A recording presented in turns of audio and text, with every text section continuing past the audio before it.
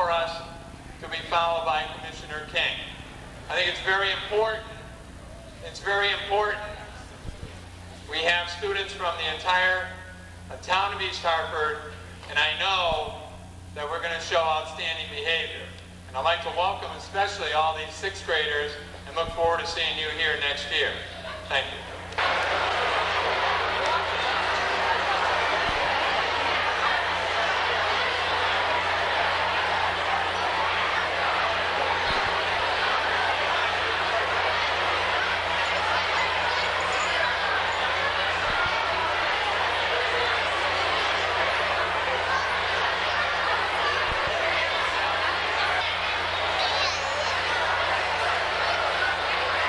You notice these two ladies get the reserve seating. We get what's left over.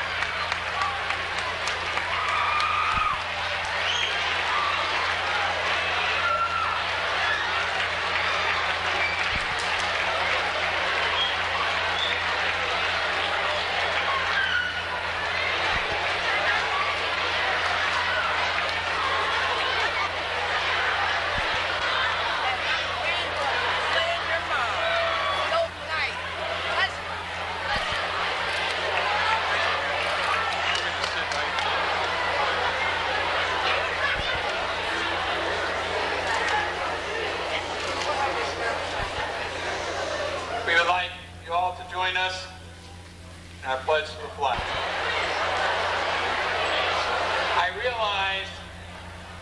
I realize that you are very excited, and to ask you to quiet down very quickly, as you've just done, is really excellent. Thank you very much. It gives me a great deal of pleasure in introducing to you here at East Hartford Middle School the Honorable Susan Neat, Mayor of East Hartford.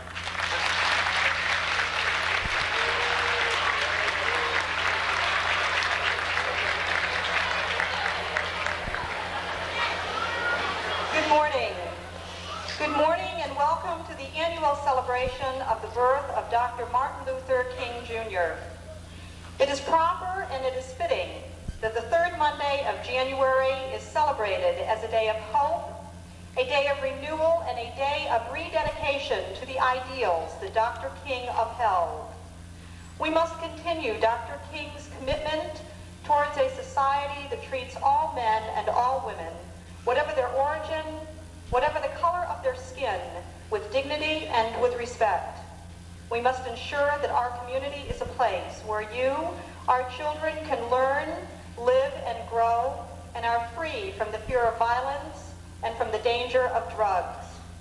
We will continue to work together towards a society that extends great opportunities and awakens hope to build a better nation for all of us.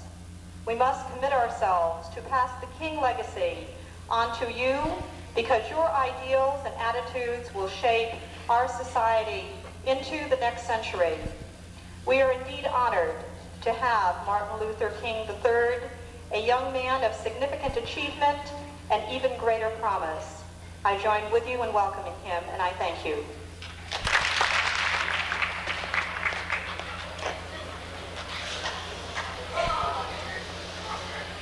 I'd like to introduce our Superintendent of Schools, Sam J. Leon.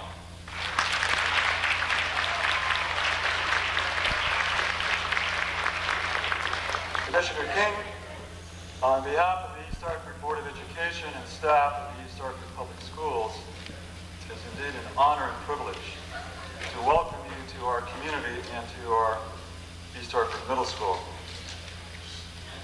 As we honor your father, the Reverend Dr. Martin Luther King Jr., it is appropriate that we briefly talk about his legacy. Dr. King believed deeply in the dignity of each person that comes to fruition in the human community. He saw in the civil rights movement a microcosm of the beloved community that was his dream. Black and white, rich and poor, male and female, young and old coming together over human rights and human dignity. You, Martin Luther King III, have nurtured his dream by continuing his struggle for human rights among all people. We're extremely grateful and proud to have you address our students and members of our community this morning. We welcome you and thank you for accepting our invitation to join us and look forward to your presentation. Thank you very much. All the middle school students here this morning, Martin Luther King III was here earlier and went in and out of several of the classrooms. And he had some very kind words to say to our students and also some words of encouragement. And I thank him for that, for him to find the time to visit all of our young people, because that's what's so important. And I also, as the principal of East Hartford Middle School, cordially welcome you and look forward to your address.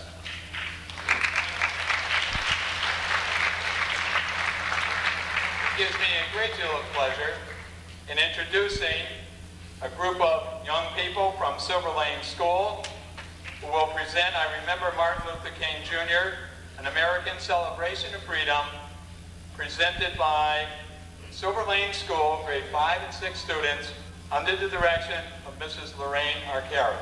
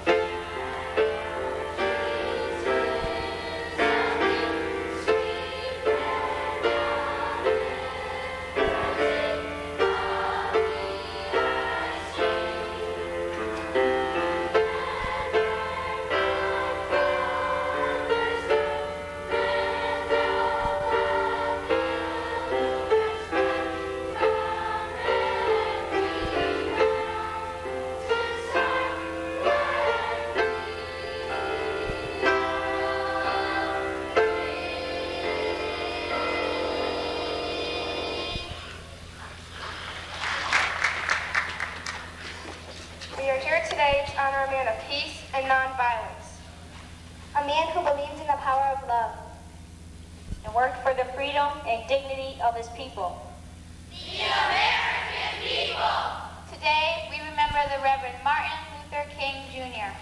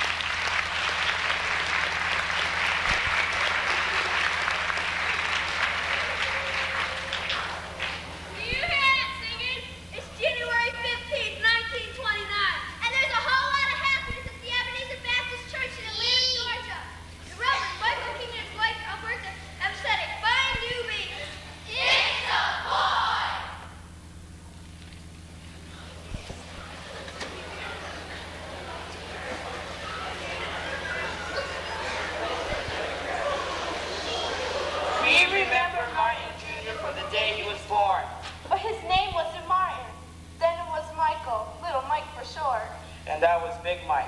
That's the name Mother wanted. Father disagreed. And before he died in 1933, he begged me to change my name to Martin Luther King. So that's what we did. Dad became Big Martin Luther. And at the age of 4, Little Mike became Martin Luther King Jr. Now that's something to celebrate.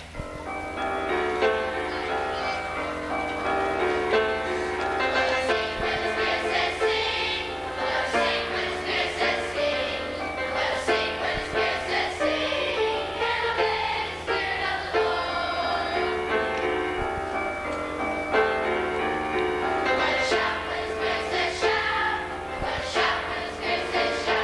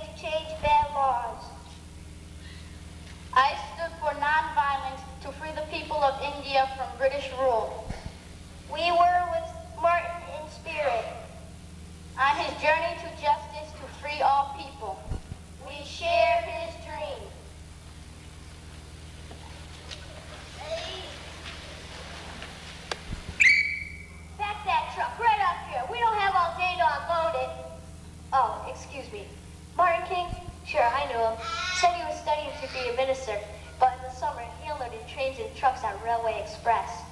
He wanted to know firsthand About the working conditions of Black and poor Americans. Well, I can tell you, it was long hours, low pay, and back-breaking work. Yes, sir. Maybe he thought things were better in Boston where he was headed.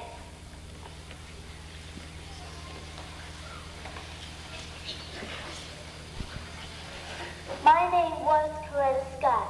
I met Martin Luther King in Boston, where he was finishing his doctorate in theology. I was a music student, preparing for a concert career, and I was certain my future was to be a singer.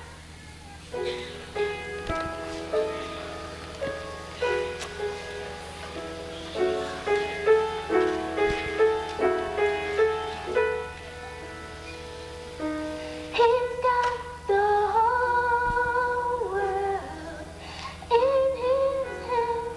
He's got the whole world in his hands. He's got the whole world in his hands. He's got the whole world in his hands. He's got the little bitty baby in his hands. He's got the little bitty baby in his hands. He's got the little bitty baby in his hands. He's got the whole world in his hands. He's got you and me, brother, in his hands.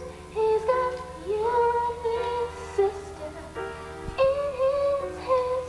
He's got you and me, brother, in his hands. He's got the whole world in his hands.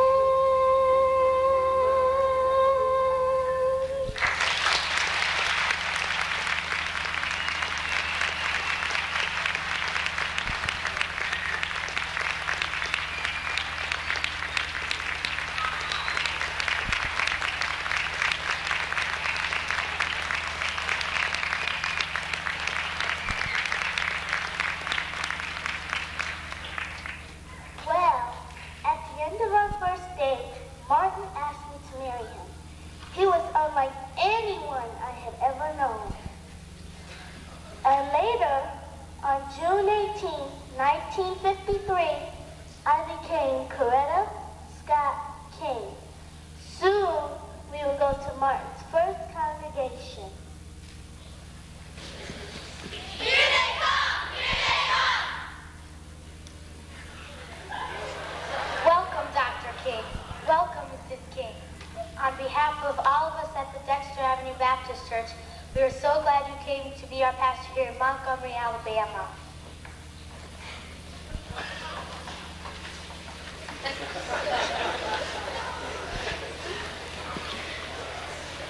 New Reverend looks quite young. He's only 25. Think he'll stay? Stands up straight, has a good voice, but what's he gonna say? Gonna say? Martin Luther King says people must learn to stop hating. Yes! We must love ourselves and love our neighbors. Yes! Love God Yes! and love our country. Yes! It's getting so I can't wait to get to church on Sunday. Now, what's he gonna say? Gonna say? Martin Luther King says as Americans we have a right to stand up against injustice. Yes! We have a right to be registered voters. Yes! We have a right to protest peacefully.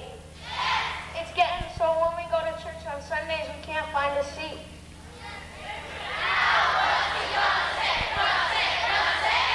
Martin Luther King says a black lady named Rosa Parks was arrested today because she wouldn't sit in the back of the bus. And starting tomorrow, we are not to ride the buses anywhere, for any reason, until we're treated like any other American.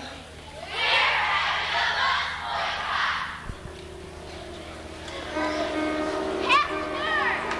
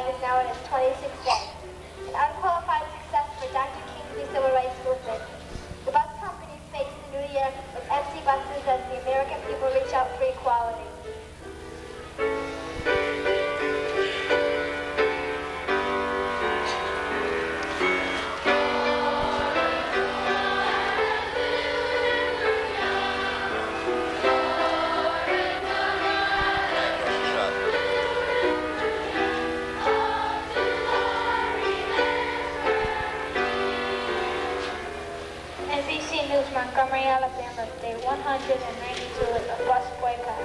Many have been arrested, Dr. King's home has been bombed. Still, the walk for justice goes on, and the buses are empty.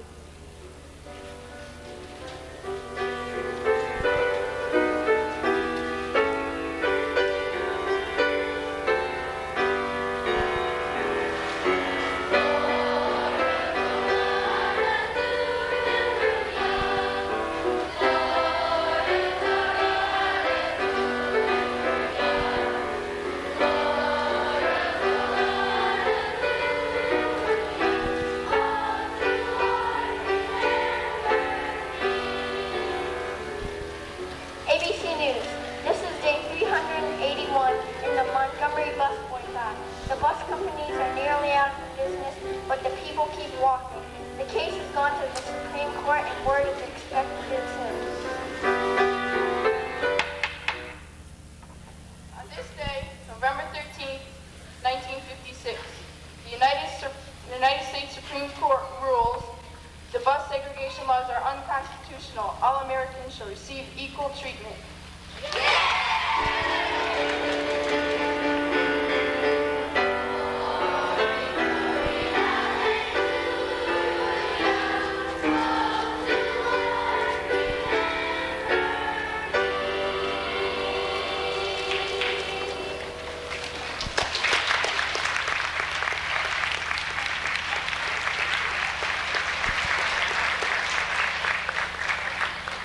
It was the beginning of the new march for peaceful change in our land, and Martin Luther King was its leader.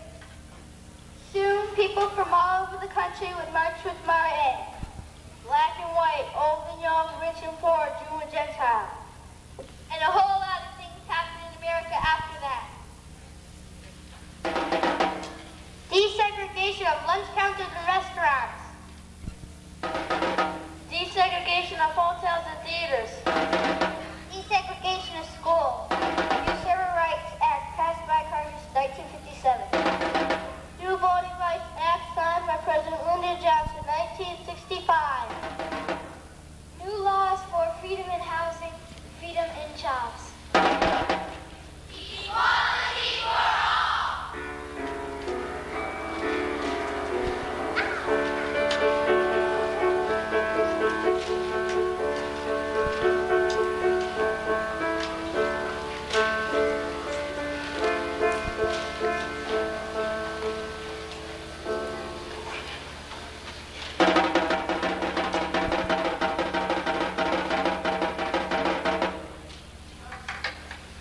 A sniper's bullet ended the life of Martin Luther King on April 4th, 1968.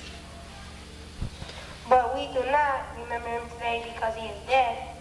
We remember Martin Luther King because he and his dream are still alive. And the word he spoke at the Lincoln Memorial, Washington, D.C., a part of every American dream.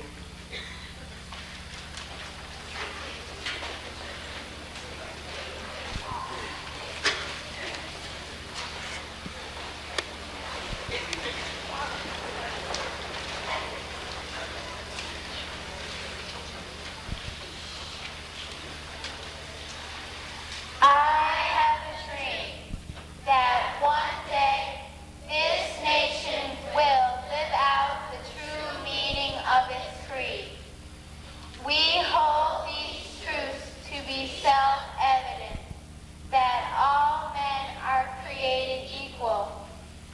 I have a dream that one day the sons of former slaves and the sons of former slave owners will be able to sit down together at the table of brotherhood. I have a dream that my 4 little children will one day not be judged by the color of their skin, but by the content of their character. This will be the day when all of God's children will be able to sing with new meaning.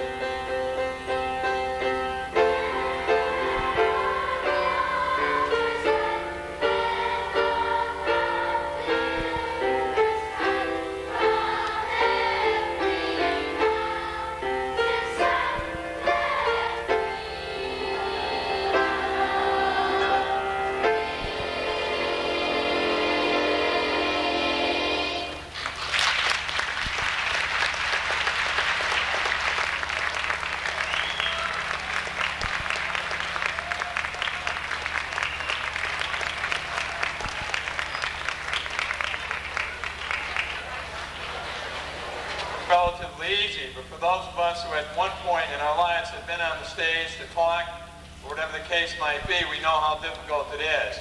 And I'd just like to really applaud the Silver Lane group for an outstanding performance. Introduce Commissioner King.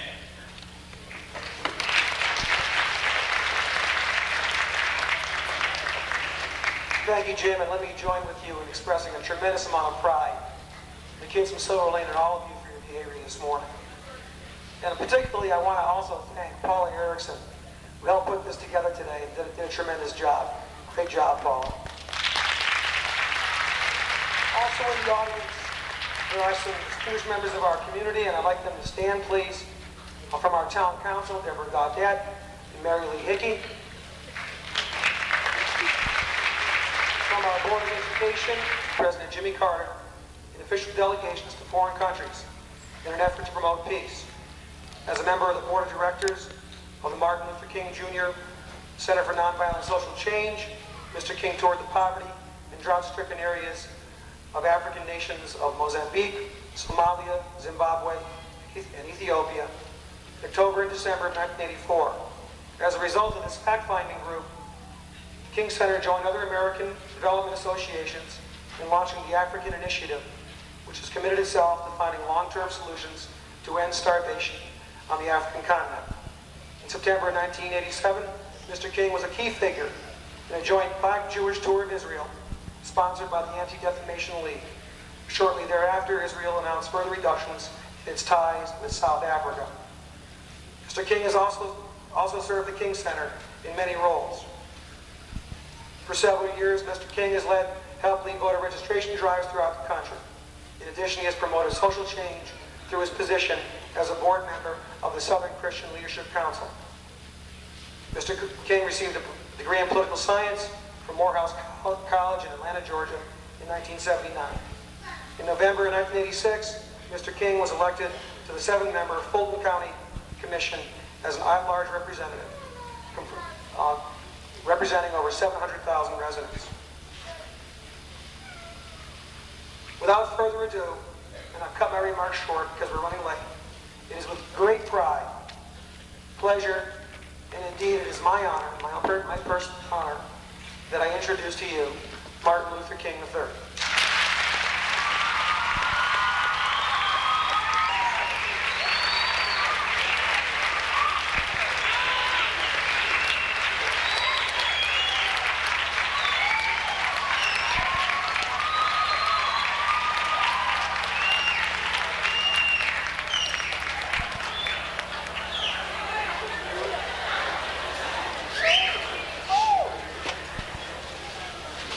Thank you very much, Representative LeBeau, to Mayor Neep, to all other elected officials, Superintendent Leon,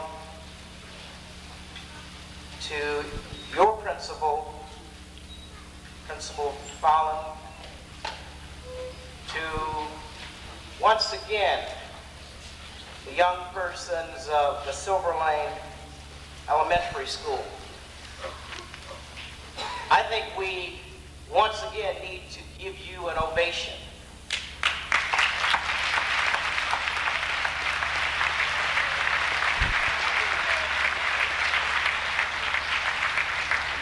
I had an opportunity to speak with them before they performed. And also to Mrs. Arcari. But each of them played a very special role. And each of you in life has a very special role. You learned, if you did not know, a lot about Martin Luther King Jr. today. For he tried to teach us how to love and share and care for one another. I remember when I was your age, many of you, and I guess I was about 10 years old when my father was killed. And I remember how sad I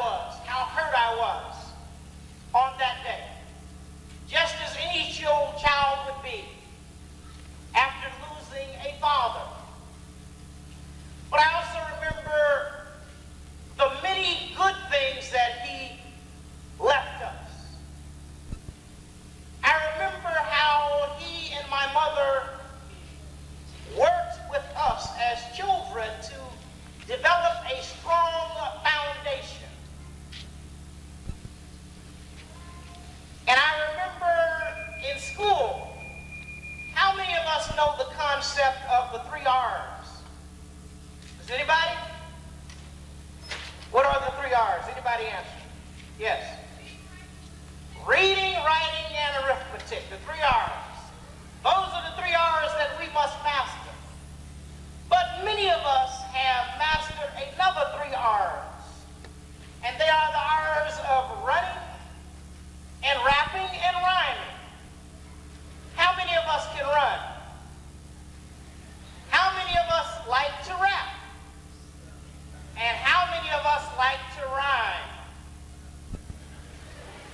Well, it's all right to learn those R's and master them. But the R's that create success are the R's, as this young man said, of reading and writing and arithmetic. You are a diverse group.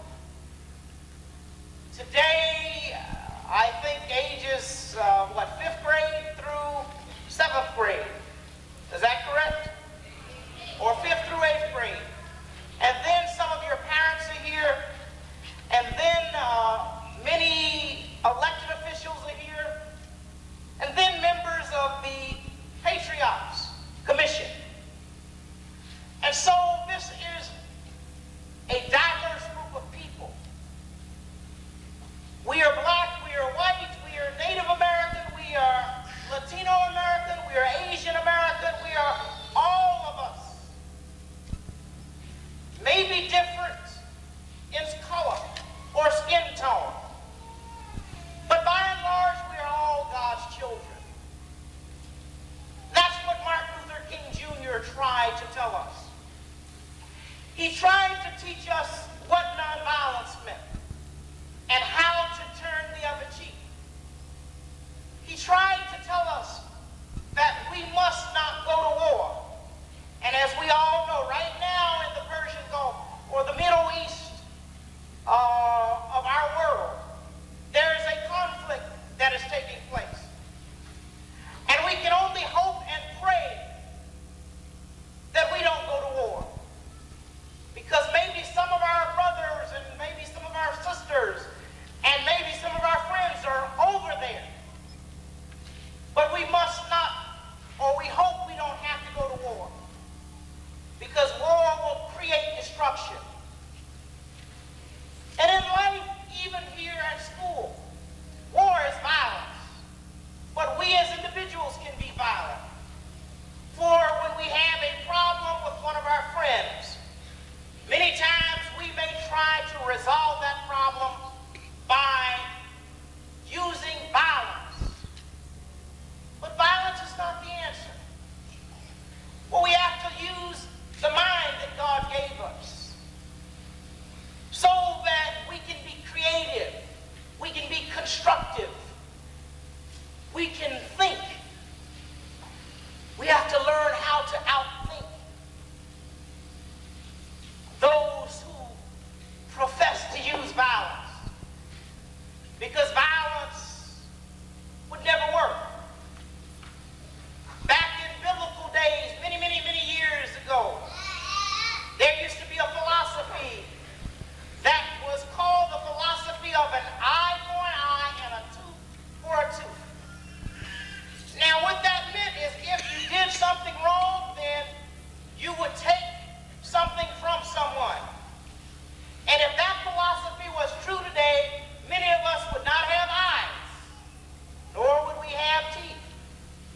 Because of an eye for an eye. If you do something to me, then I'm going to do something to you.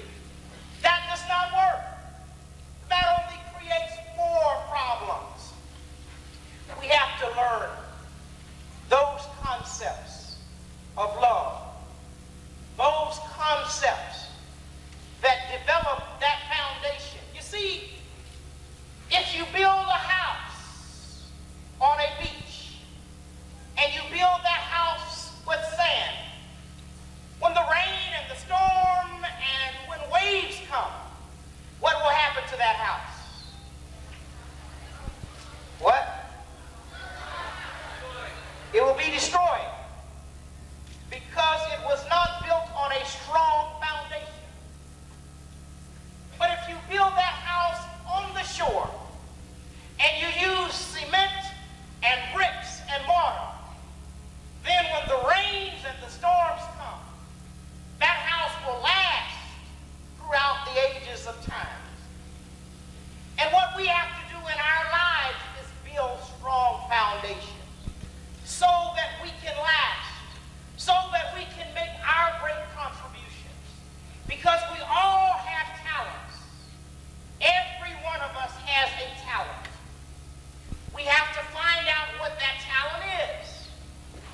Some of us may be lawyers.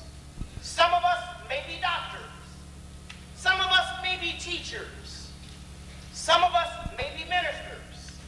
Some of us may be in the group this morning, may become entertainers. Some of us may become athletes. But we all can do something because God gave us all a talent. But we have to find out what that talent is in our lives. I'm so glad that my father and mother helped me to develop a strong foundation so that today I can be a politician in Atlanta and Fulton County, so that my brother can be a businessman, so that my sister can be in the arts and be an actress, so that my other sister can be a minister and a lawyer. A strong foundation is what you must develop. These years here at this school and all the schools of this community are so important. One thing about Martin Luther King Jr. was he learned how to read so well that when he got to 6th grade, he skipped 7th grade and went to 8th grade. He read so well that when he got to 11th grade, he skipped 12th grade and went on to Morehouse College. And so he never graduated in a formal ceremony until he got to college. Went to college at 15 years old because he worked hard. Just a few years older than some of you. Now, he didn't pass that on to me. I didn't skip like that. Genetics don't always work that way. I got some of the genes. I think I got the eating genes. My father loved to eat, and I'm a great eater. But they taught us all how to read. My older sister, as a matter of fact, skipped just 1 grade. But you can do that too. Martin Luther King Jr. became great because he first was a minister, a man of God.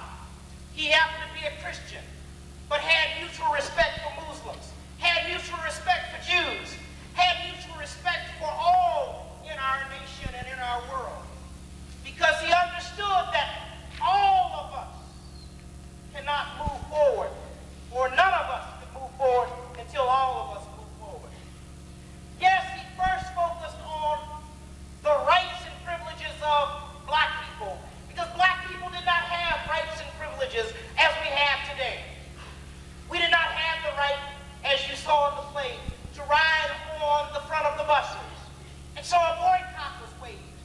We did not have the right to be citizens. And so in 1964, a bill called the Civil Rights Bill was passed.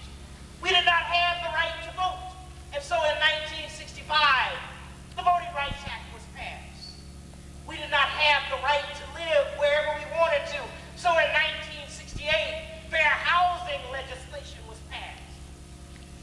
But yet, Martin King Jr. had a global vision. He was able to see and understand people who suffer throughout the world. He tried to say that we must lift each other up because we depend on one another. And I must say that when I was a child, just as you, as young people, I was disciplined. And I think that that is so appropriate. Sometimes today, many of us are not disciplined. And as a result, we don't have respect. We have no respect for our senior citizens. We have no respect for our middle-aged citizens. We have no respect for our parents because we have no respect for ourselves. You see, it's important for you to respect yourself, to love you so that you can love other selves. It's important for you to develop in that way. Because if you love you, it's so much easier to accept and love others.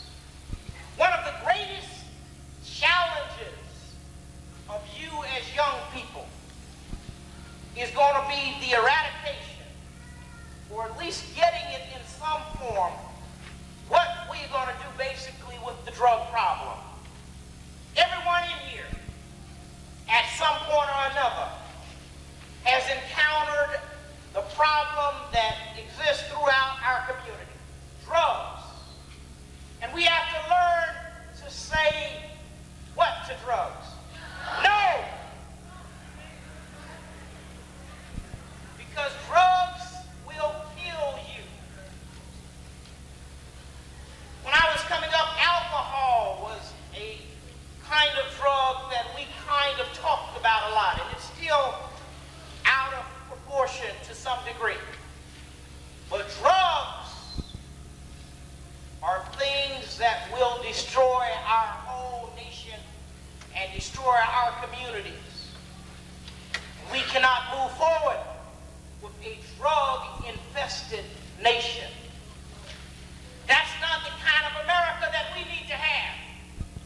But we need to have an America where freedom and justice and equality is real for all mankind. We need to have an America that understands love. When you love you, you don't put drugs in your body. But when you do not like yourself, you're liable to do anything.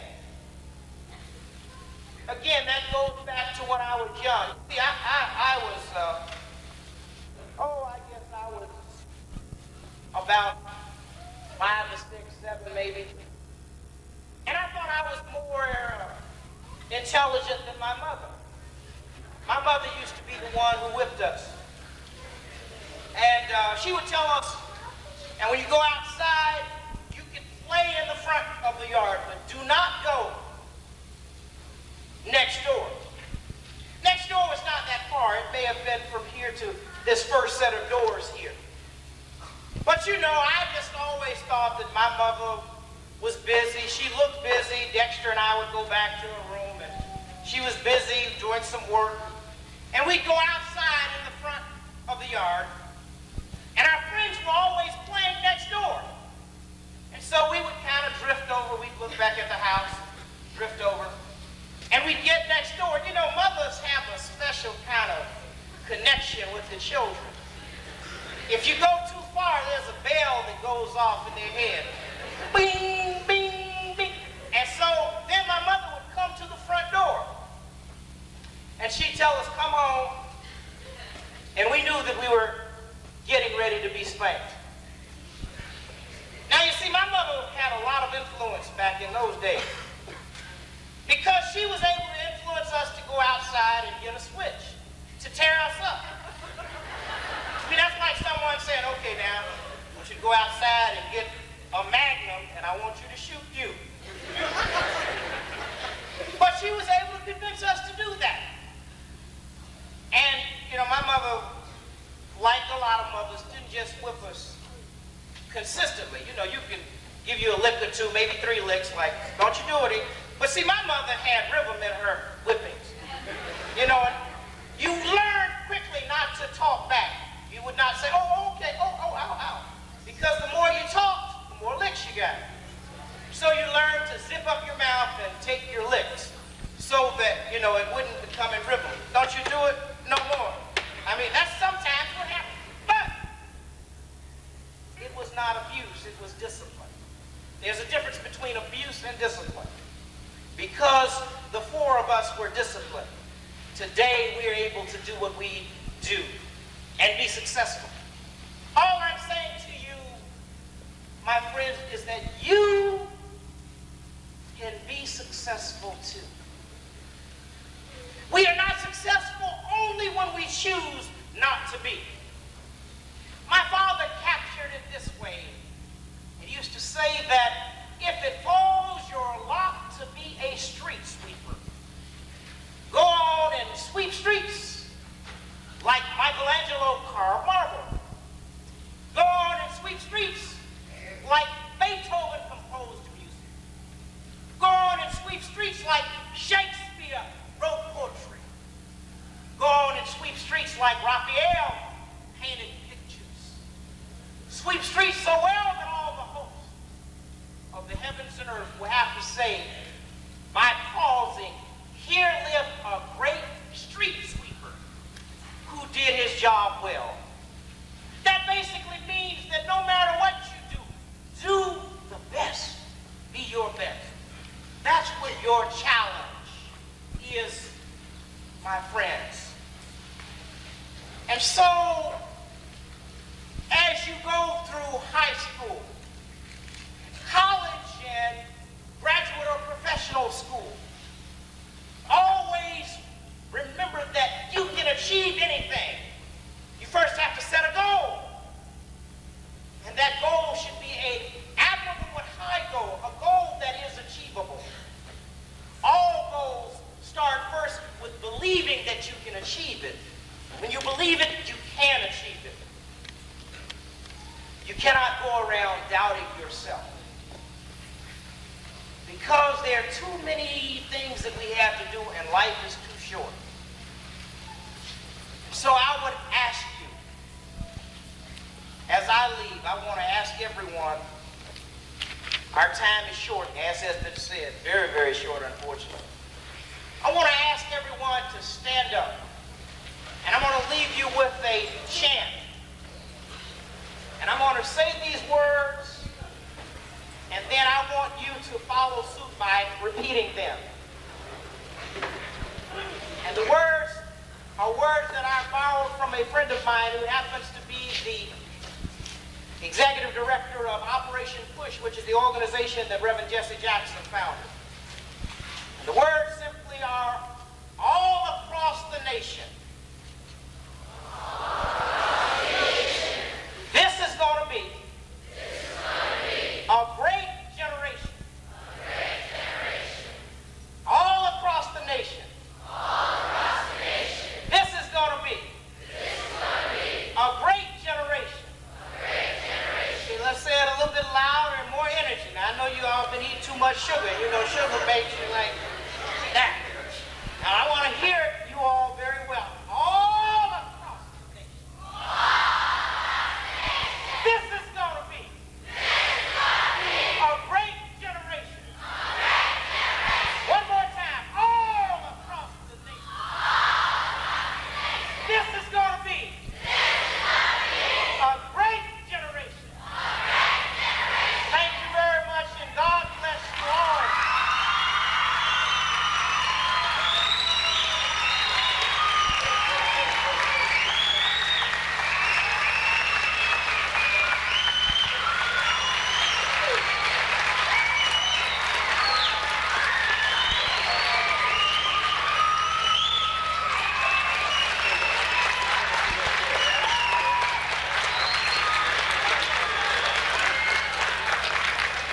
We would like all the students to remain here, please.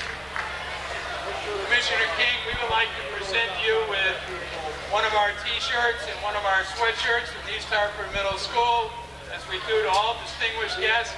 We thank you for coming here today. We know that the spirit definitely continues on.